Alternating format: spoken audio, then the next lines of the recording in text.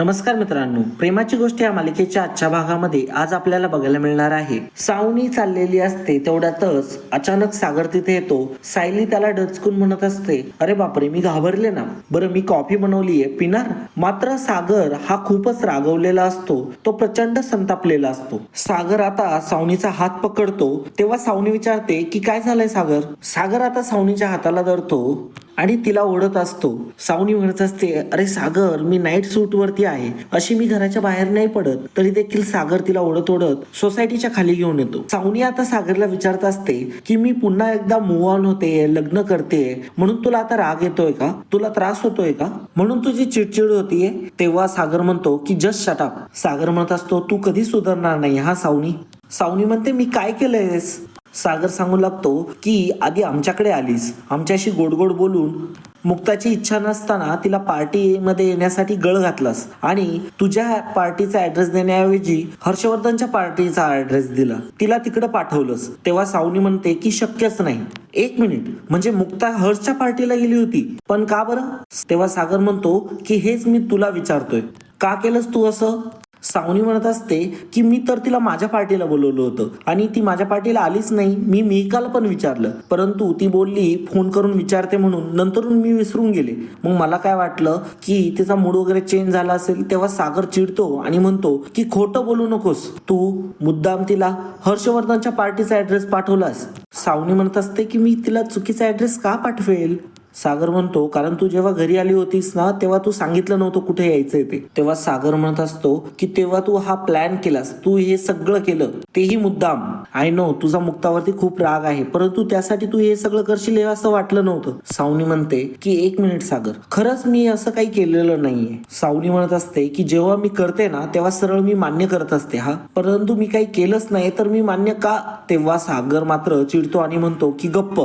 म्हणत असतो, तुला कळतंय का मुक्तावरती काय बितली येते? तेव्हा सावनी म्हणते की तुझ्या मुक्ताला ना सवय लागली सिंपत्ती गेन करण्याची. काही झालं असेल फार फार तर चुकीच्या ऍड्रेस वरती गेली ना आली परत, परंतु नाही, काहीतरी झालं वगैरे असंच तिला करायचं असतं. सागर आता सावनीवरती हात उचलतो. ही गोष्ट आता आधीने देखील बघितलेली असते, परंतु सावनी म्हणत असते की काम डाऊन सागर, परंतु हे सगळं काही मी केलंच नाहीये. तेव्हा सागर म्हणतो, हे असे घाणेरडे प्रँक ना तू आणि तुझा बॉयफ्रेंड हे दोघंच करू शकतात, तिसरं कोणी नाही करणार. तेव्हा सावनी म्हणते की माझ्या फोनचा पासवर्ड हा फक्त माझ्याकडेच आहे, हर्षकडे नाही, आणि त्याला पासवर्ड द्यायला का मी मूर्ख आहे का? म्हणजे ऍक्च्युली मी का देऊ त्याला पासवर्ड? माझा पासवर्ड फार फार तर माझ्याकडे आणि आधीकडे असतो. मग तेव्हा आधी मात्र फार घाबरलेला असतो. इकडे सागर म्हणत असतो, हे आधीने केलंय का? तेव्हा सावनी मनातल्या मनात म्हणत असते, जर हे आधीने केलंय तर त्याला याच्यातून वाचवायलाच हवं. सागर म्हणत असतो की आधीने जर हे केलेलं असेल ना तर त्याला ह्यावेळेस मी त्याला अजिबात पाठीशी घालणार नाही. आणि तेव्हा सावनी म्हणते की हे बघ, काम डाऊन,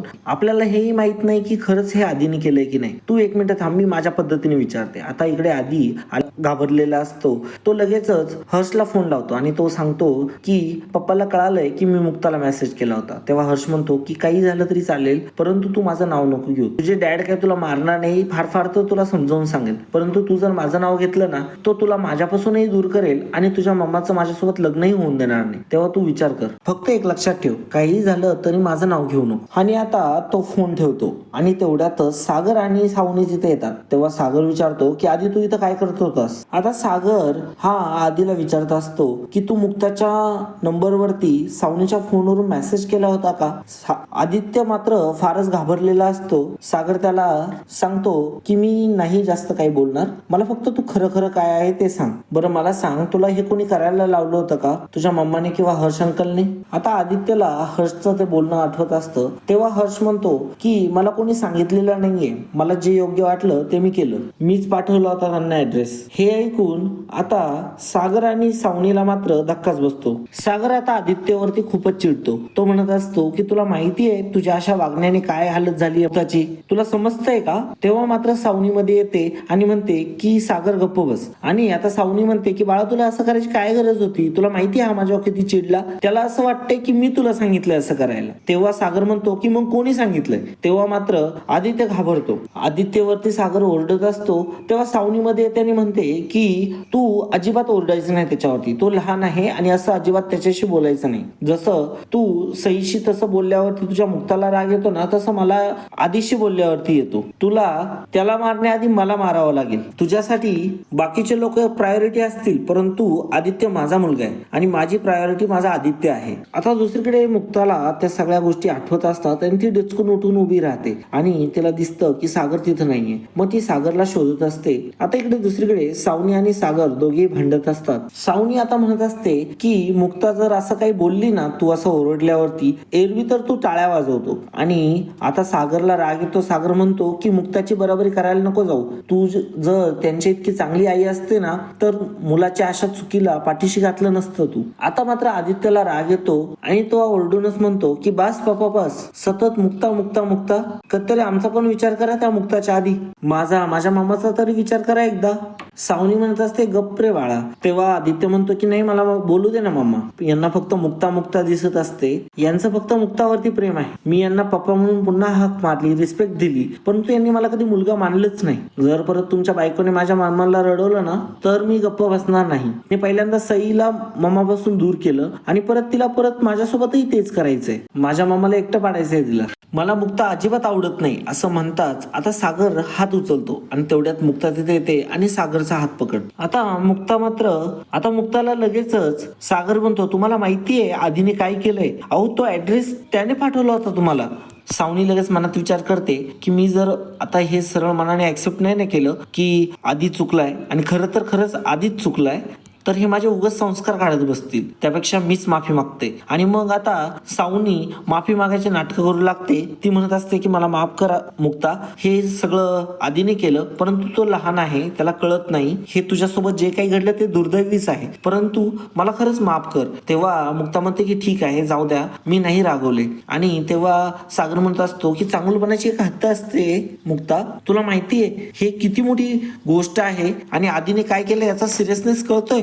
हा तुझ्याशी आज असं वागलाय, ही कुठली मस्करी. हा उद्या कुणाशी कसं वागेल ना, याची काही गॅरंटी नाही. तेव्हा मुक्ता म्हणत असते की तुम्ही शांत व्हा सागर. परंतु आता सागर मात्र हायपर होत असतो. मुक्ता मात्र सागरला शांत करण्याचा प्रयत्न करत असते. मुक्ता आता आधीला म्हणायला लागते की हे बाळा तू पण नको रडू, पण तेवढ्यातच आधी रागाने खुनशीने तिथून निघून जातो आणि त्याच्या मागे लगेच सावनी देखील जाते. मग मुक्ता सागरला रूम मध्ये घेऊन येते. आता सागर मुक्ताची माफी मागत असतो, परंतु मुक्ता म्हणते की तुम्ही माझी का माफी मागताय? तेव्हा तो म्हणत असतो की काय केलंय आता मी माझ्या मुलाशी कसं काय लढू? तेव्हा मुक्ता म्हणते की आपण शांतपणे विचार करू यावरती, आता ही गोष्ट नाहीये आणि खरं तर मुळात आधी असं काही करू शकत नाही, त्याच्याकडून कोणतरी करून घेतले. तेव्हा सागर म्हणतो तुम्हाला खरंच माहिती असं काही केलंय? तेव्हा सागर लगेचच निघतो आणि म्हणतो की मी विचारून येतो त्याला. तेव्हा मुक्ता म्हणते की काय आता वेळ काय आहे, तुम्ही कुठं चाललात? अहो, तुम्ही विचारलं नाही का, त्याने सांगितलं का तुम्हाला? तेव्हा सागर म्हणतो की नाही. तेव्हा मुक्ता म्हणते की नाही, आता ही योग्य वेळ नाहीये, परंतु आताच कुठेतरी आधी तुमच्याकडे आलाय आणि त्याचा विश्वास जर कोणावरती जर असेल सावनीनंतर तो तुमच्यावरती आहे, तो तुटायला नको. म्हणून आता तुम्ही या गोष्टीला खूप नाजूकपणे हँडल करा आणि आपल्याला शोधून तर काढावंच लागेल की हे कोणी केले ते, आणि त्यामुळे आता तुम्ही शांत राहा. सागरला देखील या गोष्टी पटतात. सागर म्हणत असतो की तुमच्यासारखा समंजसपणा सगळ्यांमध्ये असता तर किती बरं झालं असतं. सागर आता म्हणतो की आता खूप रात्र झालीये, चला झोपून घेऊ. तेव्हा मात्र मुक्ता घाबरते. तेव्हा सागर तिच्या हातात हात देत तिला धीर देतो. आणि आता पुढल्या भागामध्ये आपल्याला बघायला मिळणार आहे, सागर म्हणत असतो की आई आहे ना तू त्याची, तर मग कर्तव्य पार पाड, जरा 4 चांगल्या गोष्टी शिकव त्याला. इकडे सागर मुक्ताला म्हणत असतो तुमच्याशी इतका वाईट वागला तरी देखील तुम्हाला त्याचीच काळजी वाटते. तेव्हा मुक्ता म्हणते की सागर जे तुमचं आहे ते माझं आहे, आता माझ्यातली आई त्याची काळजी नाही करणार का? आता मुक्ता सावनीला सांगते की सावनी, हर्षवर्धनला तुमच्याशी लग्न करायचं नव्हतं, तेव्हाही नव्हतं आणि आजही करायचं नाहीये असं खरंच वाटतंय मला. तर मित्रांनो, पुढे काय होणार हे बघणं खरंच रंजक ठरणार आहे. तर मित्रांनो, हा एपिसोड तुम्हाला कसा वाटला कमेंटद्वारे नक्की कळवा. धन्यवाद.